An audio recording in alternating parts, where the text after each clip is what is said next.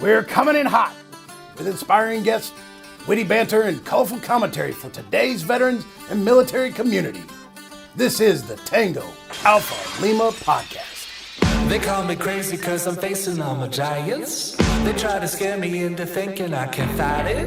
They tell me I should never even think of trying. But that's just me, I'm gonna live out in defiance.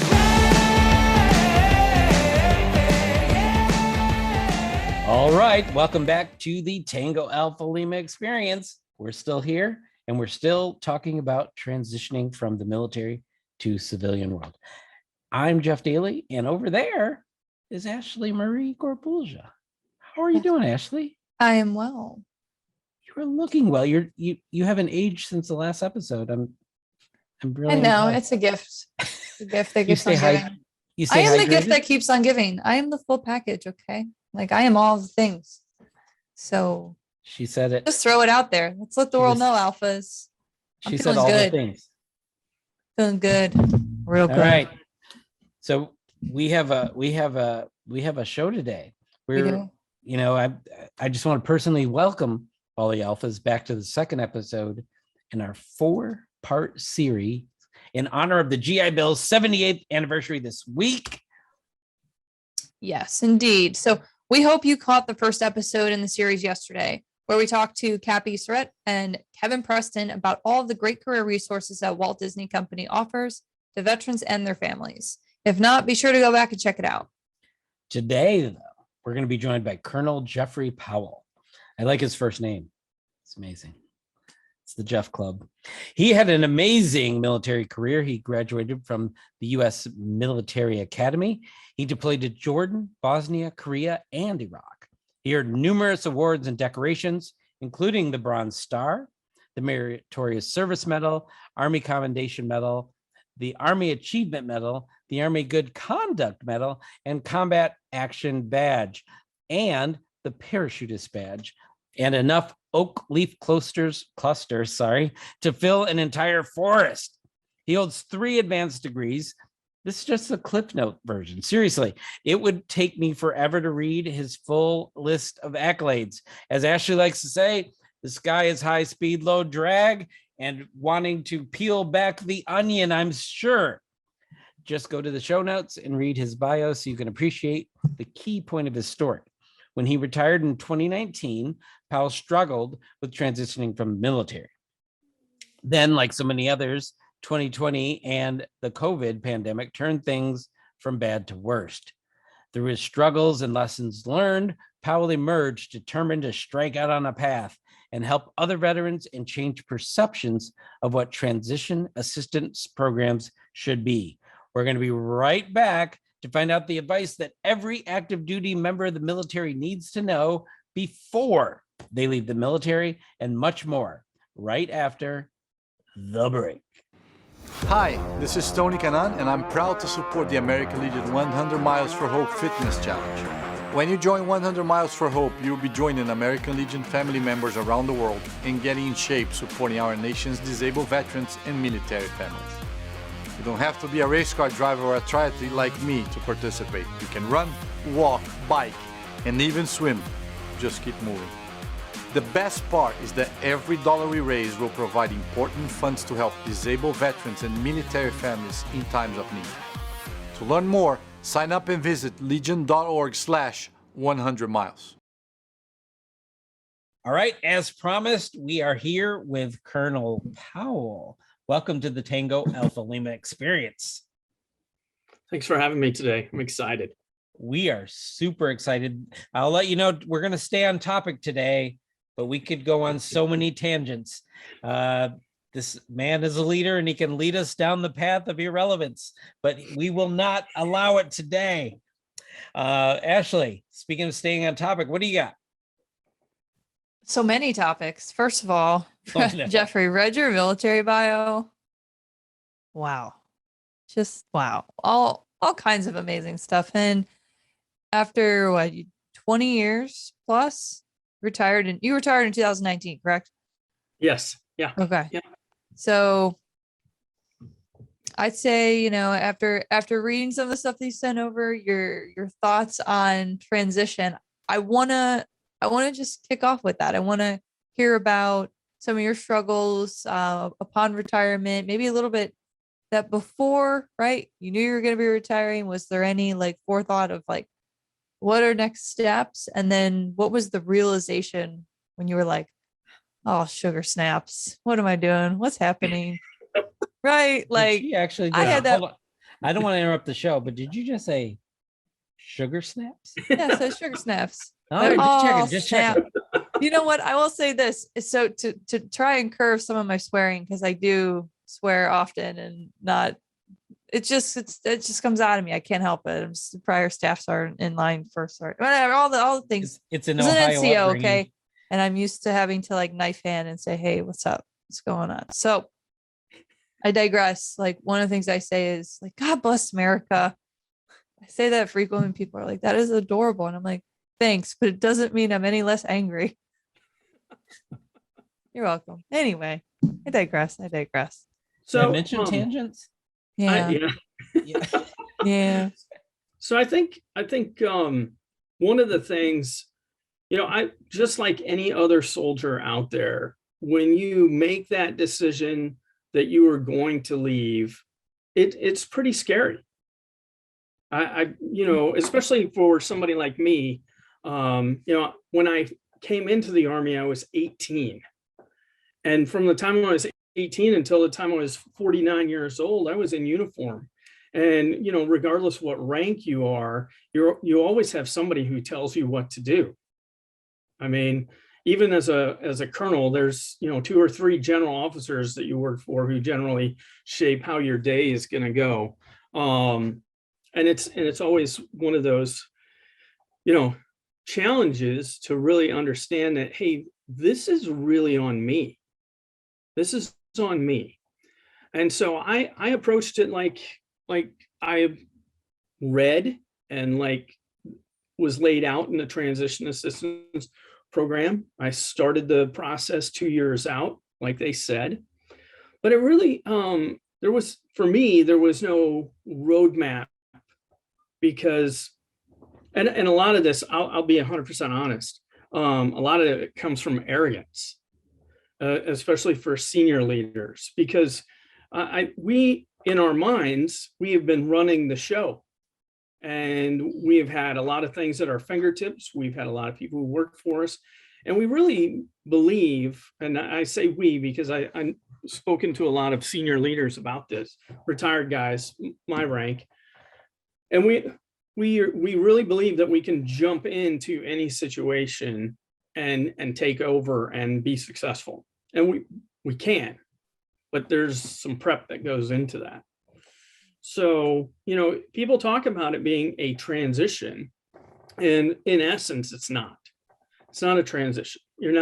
A transition is for us military folks is really, PCSing, going from one post to another, one job to another. You're still inside the same environment. You're still inside the same culture. Normally you're working with people. Leaving the military requires a huge transformation. It's a mindset shift. You have to figure out, it's a completely different language.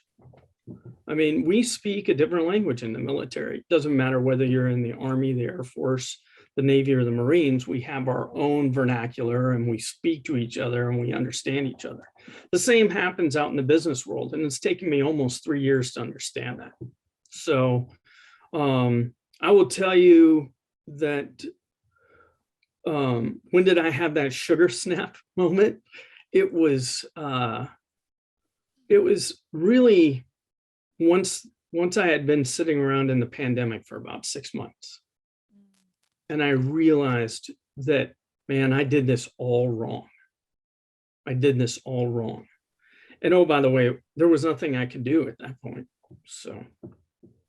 So I think when you bring up, the pandemic on top of transition, right? It makes me even a little bit like, it gives me like knots in my stomach because I got out in November of 2019 and it was a really just interesting time. Like I had a few months, I had just kind of walked into a brand new job, and there were just so many things happening. And then we have no way of really telling the future for the exception of me and my awesome glasses, which if you're interested, I do horoscopes, birthdays, and all the above. She accidentally starts fires if it's sunny. It's true. It's true. I'm an excellent person to be trapped and like stranded on an island with, as long as my glasses don't break. And that would be like some Lord of the Flies stuff. But that's not the point. It's not the point. It's a deep cut and a deep cut there. Anyway, transition. I can only imagine. Like, I was only in for 8 years, right? But having spent like 18 all the way up to be a full colonel, I can only imagine. And I have to ask, so where was like the first place you looked, right? So you went to the coursework, they turned the fire hose on, and you just kind of absorbed what you could until you were like, ooh, then you're sitting there in the pandemic. You can't do a whole lot. So you have this your sugar snap moment. And you're overwhelmed with all of the different types of resources out there. So I have to ask, where did you start? Like, where did you dig your feet in? I really, it's another real honest moment. I will tell you, when the pandemic started, I was just getting the wheels turning on looking for a job because I had made a lot of poor decisions up to that point. So when I worked, this is something I talk about with veterans who I talk through the transformation is, hey, don't work until the very last day, which is what I did. I worked all the way up until the very end because I thought it was so important.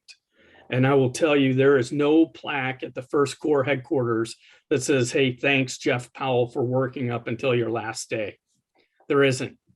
And there isn't any other headquarters building for any other lieutenant colonel or colonel who decides, hey, what I'm doing is really that important. Because when you leave about 6 months after you're gone, there might be some stories about you, but there's not going to be anybody going, yeah, they're carrying your torch. So at that point, you have to, when I talk about, you start that process at the 2-year mark, that's when you really have to divorcing yourself from the military. So, and I didn't do that. So then, I come out, I finished my terminal leave. I have no job. I really have no plan other than I'm going to start looking for a job in January of 20. And oh, by the way, because of my decision to work all the way up until the last day, I took myself out of some of the most important veteran service organizations that help place people. For instance, you cannot use hiring our heroes once you leave the military. So if you don't know that and they don't tell you that at TAP, then guess what? You just lost a huge asset, huge opportunity. Another one is SkillBridge. You lose SkillBridge once you're completely out of uniform. They don't talk about that. There was a very frustrating post on LinkedIn about 4 or 5 weeks ago that said the best kept secret in the military is DoD SkillBridge. Are you kidding? That shouldn't be the best kept secret. That should be the number one thing that we talk about when we go into TAP, because SkillBridge is that opportunity for people of varying ranks to reach into and into the corporate world, into the trade world, into education, and actually find, meaningful work. And so, if you don't understand that as you're transitioning out, you follow this horrible path, which I put myself on, which I'm responsible for. I take full responsibility for it because I passed up hiring our heroes. I passed up the internship at Amazon. I didn't even know SkillBridge existed, quite honestly. No one talked about that at TAP. And so when we get to, I don't know, the summer of 2020, I'm not having any success. No, by the way, neither is anybody else, and we can't leave our homes. And it was tough. It was really tough. And you go to some really dark places because there's stuff happening out in the world that you know that if you're still in uniform, you could help and you could do something. And so I tried to volunteer across the entire state of Washington, and I was turned away. And man, I've been solving big problems for a long time, and no one wanted extra help. Nobody wanted free hands. I wasn't even looking for a job. I was willing to come in and volunteer. I went to the city level, I went to the county level, I went to the state level, and I was turned away. Wow. And so at that point, I just was like, man, what did I do to myself? I have no plan, I have no job, and I really, at that point, it looks like I have no future. So, you know, I had some really good friends who were like, hey, you need to find a way to spend your time. So I started volunteering. You know, if the city, the county, and the state wouldn't take my help for COVID, there's other things to volunteer for. So I found other places to volunteer. So I volunteered with the West Point Society of Washington, the West Point Field Force. I managed to get on a committee in the town council for environmental causes. You know, just filling my time. Became the president of my homeowners association, which I don't advise anybody does. You know, if you want a real significant leadership challenge, try that one out first. You become Cynthia from the Geico commercial, walking around cutting down, you know, mailboxes, which is just ridiculous. But yeah, so Good I don't know if that's too much information, but yeah, that's really where I was, and that takes me up to about 2021. And I'm still trying to figure out where I wanted to go. And I saw some guys that I worked with had signed up for 4Block. I don't know if you guys are familiar with 4Block. Great program. Yeah, so here's another secret that honestly shouldn't be a secret. 4Block was founded by a guy named Mike Abrams, Lieutenant Colonel in the Marine Corps, works on Wall Street. He did active duty, then he's been a reserve officer for a long time, and I think he still is an active reserve officer. But Mike started 4Block, and it started from zero, and I think they're in 21 different locations now. What they do is they help veterans transition. They take you through an 8-week course. They cover everything from interviews to resume writing. And oh, by the way, they bring in, it's actually a 12-week course, I'm sorry. They bring in a different company every week to give a pitch and talk about whatever the topic is for the week. So if they're talking about resume writing, you know, they got USAA has got their HR people. They're talking about how to do that. And those guys are amazing. And it was really that reset with 4Block that kind of helped me realize, okay, I'm gonna start reaching out to other veterans, because there are all these programs out there, all these veteran service organizations. There's 45,000 veteran services organizations out there that are supposed to be helping people find jobs.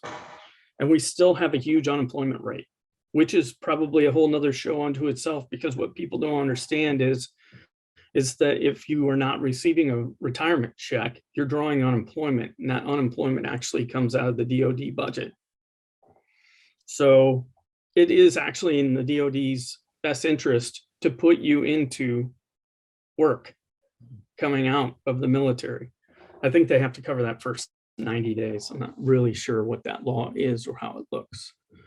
But yeah, so it wasn't until I participated in 4Block that I really kind of started to understand, one, what I needed to do in order to get into the corporate world, two, how I could help other people get through this.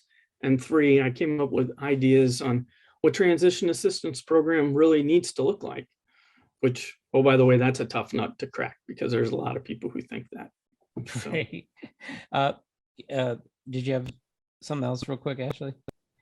I just, I think you said some powerful things, and I appreciate you being just really real, Jeffrey, because there is just this time frame of transformation internally that has to happen, and a self-discovery that otherwise, without some mentorship, is really hard to I guess capture in, sitting in one workshop, right? Like, it takes some time to really grow and understand yourself and like who you are outside of the uniform. Yeah, I've had a particular conversation, from Guard and Reserve folks who are like, one boot in, one boot out, right? Whereas then you have some of your active duty folks like yourself who have spent their entire, like, multiple decades in, and then taking that step out. It's I always think about the story of Icarus, right? Like, you can't fly too close to the sun, if you're too far away. There's just some happy middle in finding yourself in all of this. And to empathize, 2019, 2020 were also very, very dark years for myself as well in that transition. And we have very different careers, but there's that single point of, what do I do now? Like, I don't have soldiers to take care of. So even in an M day, part-time status, what does that look like? So as we're starting to like discuss, these changes this change that needs to happen, this transformation, I always think of like the I, the me, the we, and the us, especially as you go through transition. Like, who am I, right? Like, yeah, then kind of getting the, like, so it's like the external version, how people see us, the internal version, how we see ourselves, how people envision us and how we need to be. It's like the public and words, hold on. It's like the internal and external versions of ourselves, and how people view us, and then how we view ourselves as we navigate that space is really important. So I was really happy to see that, like, you have some of these goals, and I'll let you discuss them a bit. And I know Jeff probably has a follow-up, but I think it's important that we have the initiation of legislation and sweeping changes in how veterans, are processed out of the military. I wholeheartedly agree. I think it's a large, complex, multifaceted thing where DoD would have to get off their bums and say, we're gonna make a commitment to do it. And it's been a contentious topic for years. I've been in this space for a little bit now, and it's like everyone's talking about it, but like, I'm an action kind of girl, So I feel like you are the exact same way, Jeffrey. So, well, I think all of us are, and I think that's the frustrating part. Not Jeffrey, not Jeffrey. I mean Jeff, the Jeff Daly, that Jeff, not so much. But I would say, here's what I wanted to say. I wrote it down because I knew Ashley was going to go for a minute, and I didn't want to forget. When I was in the military, I would never have spoken to a colonel, because my CO wasn't even a colonel; he was a lieutenant colonel. So I would have requested mass before I ever got to you. So the thing is, the fact that you're speaking about these things, and that someone of that rank, and I wasn't going to say stature, but I don't want the stature to be associated with the rank. You personally have that stature, so the stature and the rank to be here and to break it down for us on a human level is amazing. But I also never would have scolded a colonel, and obviously, because then I would have been a private and I wouldn't be in the American Legion, because I would have had a dishonorable discharge. But I will say that you shouldn't, and that's a subjective word, but I would say that when you said you put it all on yourself, from the evidence presented before me, I would say that that's not true, because the things that you spoke of, that were the information that was not available to you could have equipped you with better choices. So I wouldn't say that it's all on you. There's three parts of this. That was, I wrote scold, so I've just scolded you. Now I'm going to do a quick little Legion commercial, because when you talk about transformation, you talk about the information that's not available to you, the resources that you don't know about. The Legion just passed a resolution to support auto-enrolling people into the VA system upon discharge, so that because many people don't know, they don't know that they're eligible. And you don't have to be service connected to take advantage of VA resources. The home loan thing is a VA resource. Don't have to be service connected to do that. So there is some work being done by people who aren't me, because I don't know how to do that work. So then we finally get to my question. I saw you have these three goals, and we've discussed the vernacular change from transition to transformation, which I will start using. I will probably say transition once so they know what I'm talking about, and then I'll say transformation after that. So thank you for that. I'm going to sound real smart, and it's going to be all your fault that people think I'm smart. So the TAP program, I can read from this paragraph right here that you have some thoughts and hopes and dreams for what the TAP program should be. I'm not going to pretend to guess what you want. Yeah, no. I would love to hear if we put you in charge right now of the TAP program, what would it look like? So that's a great question, Jeff, because I think a lot of people don't understand that the transition assistance program is actually mandated by law. So, and all of that law was written in 1991, 1992, after the big drawdown, when we, reduced from 24 infantry divisions down to 10, after Desert Storm, and we saw, worldwide success, and we thought that we'd never have to fight another war again. The decision to let so many people go was the impetus for the transition assistance program being codified into law. And so in 1992, the world looked a lot different than it does today. I think we all know that. So, 30 years forward, that law really needs to be relooked, because what happens with congressional legislation is the original law gets written, and then there's other acts that get added on to that. And it's really like, I guess the best analogy is a stack of pancakes. Have you ever seen a stack of pancakes that's perfectly stacked on top of each other? No. Usually they're off a little bit. And so, all of these things are, not in alignment. So a holistic review really needs to be done on the transition assistance program so that they're in line across all four services. One service should not be different from the other. And if I could do it, the people I would bring in to sit around the table is the Department of Labor, the Veterans Administration, and the DoD. And it would be the G1s from all the personnel officers from all of the branches. The next aspect of that would be, hey, this is not a one-size-fits-all event. So, E4 Powell, Specialist Powell, isn't sitting in a room with Captain Powell, who may be sitting in a room with Colonel Powell. I mean, we're not all created equal leaving the military. So, and, or Staff Sergeant Powell or Sergeant First Class Powell. Everybody has different capabilities and different goals coming out. And so the TAP program needs to be readjusted.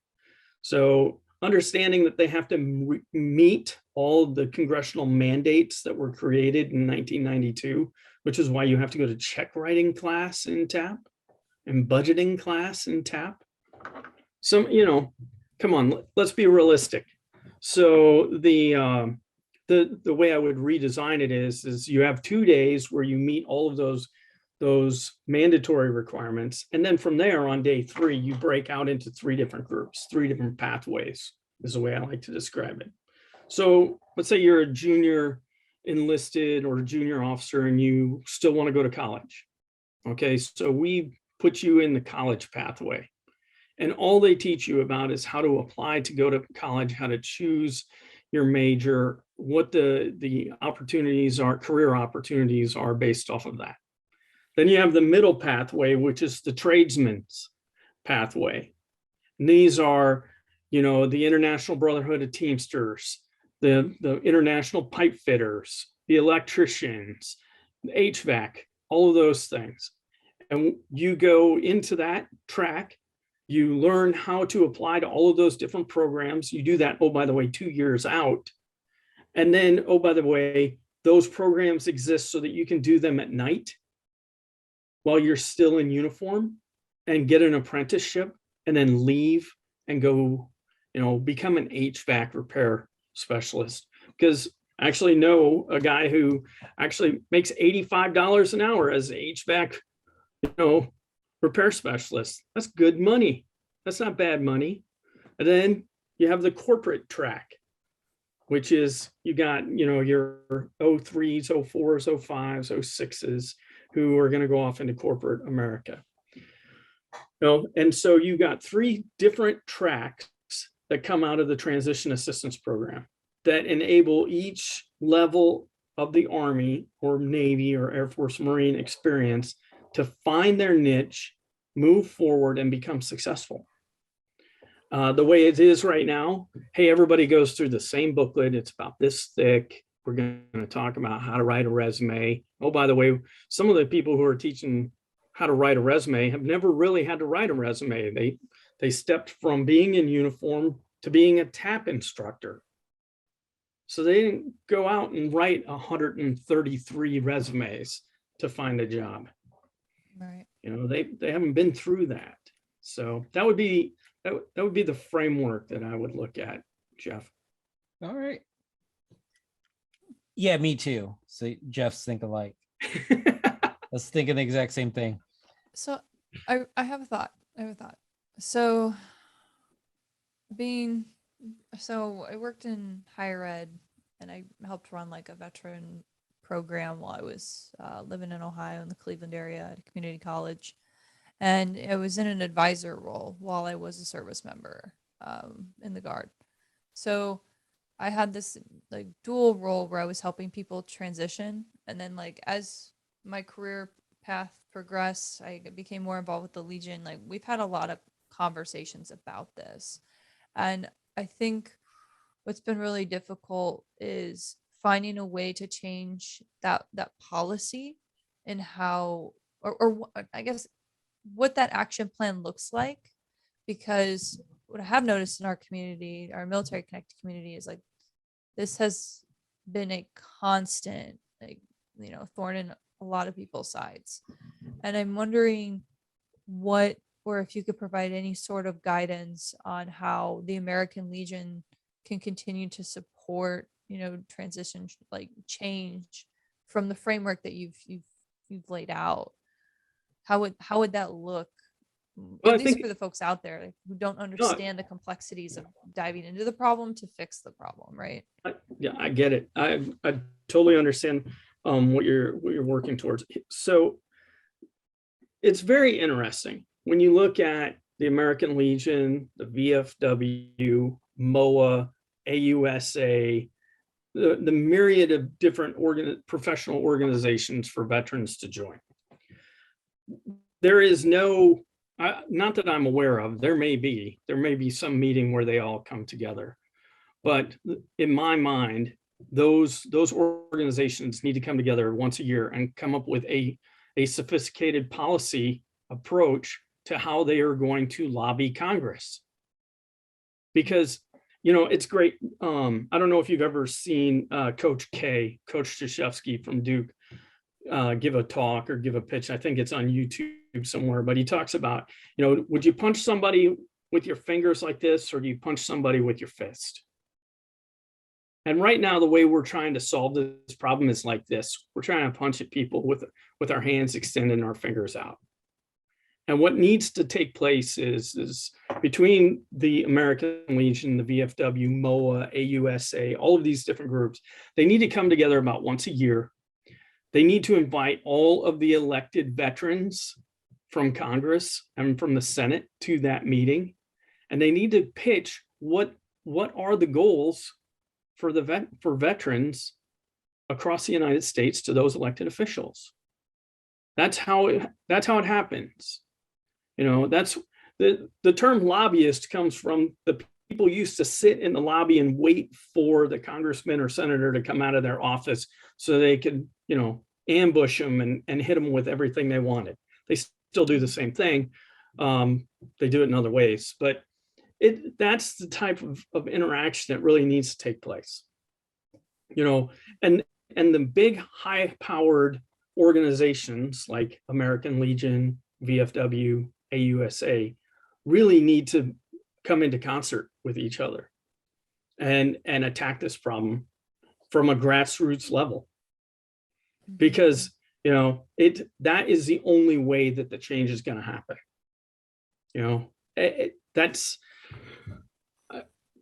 I don't know which belly buttons to push to make that happen.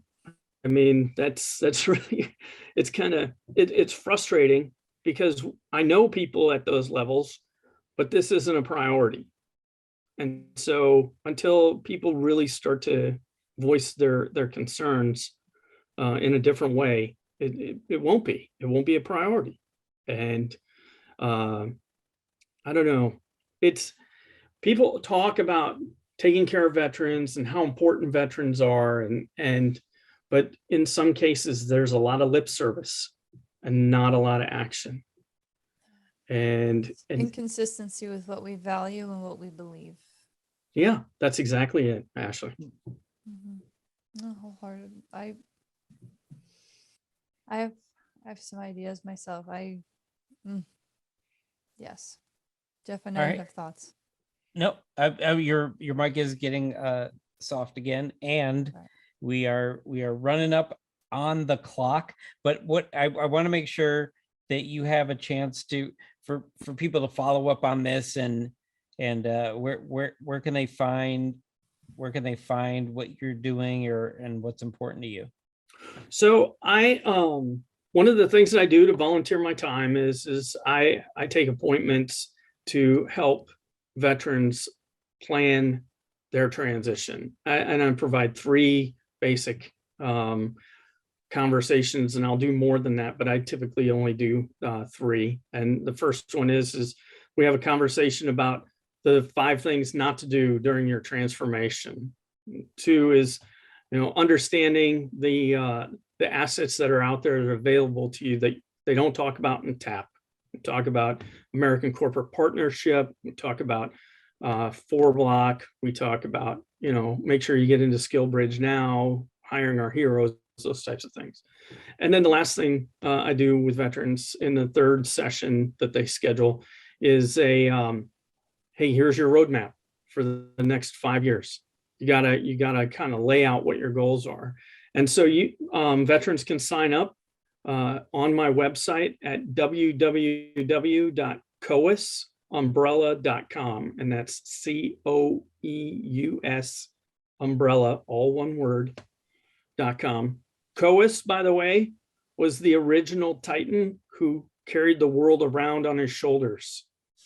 And in the Clash of the Titans, he lost the world to Atlas. So I chose the oldest of the Titans to represent who and what I'm trying to do here. But you can sign up on my website, and we'll schedule time, and I'll talk people through what my ideas are. And I get to listen to a lot of amazing people talk about the things that scare them, and I try and help them. Awesome. Well, I want to thank you for being on our show, and I want to thank you for the work that you're doing, helping people make their transformation into the civilian sphere. And I hope that this resonates out there with everyone in our alpha channels, so that if they know of people that are leaving the military, that they can get them to I forgot how you say that. Coeus. Yep. Coeus Umbrella. Coeusumbrella.com and learn about the resources that are available to you, and anybody even out there, that there are resources available to you now, and you may be connected to them with a service officer at the American Legion. And the American Legion might become your resource depending on what your needs are. So thank you, and thank all of you out there, and thanks super producer Holly. We haven't said that in a long time. So that's our show for today, or that's our interview for today. We have more show coming up right after this. American values and patriotism. The American Legion advocates for upholding and defending the United States Constitution, equal justice and opportunity for everyone, and discrimination against no one, youth education, responsible citizenship, and honoring military service by observing and participating in patriotic and memorial events. We are veterans strengthening America. We are the American Legion.